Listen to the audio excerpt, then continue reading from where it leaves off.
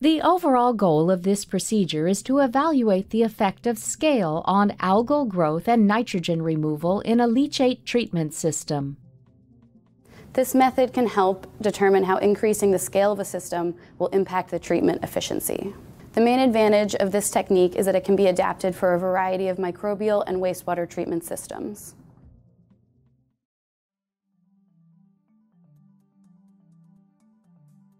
For this protocol, a paired system refers to one 100-liter aquarium tank and one 1,000-liter raceway pond run in parallel.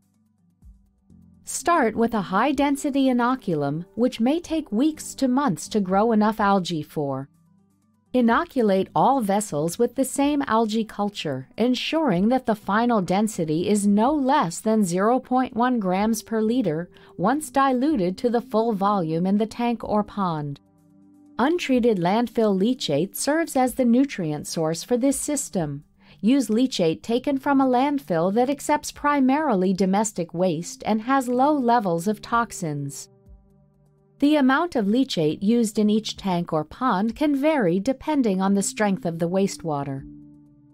Start the aquarium tank with 1 liter of leachate in 59 liters of water for a 60-liter working volume. Likewise, start the raceway pond with 10 liters of leachate in 590 liters of water for a 600-liter working volume.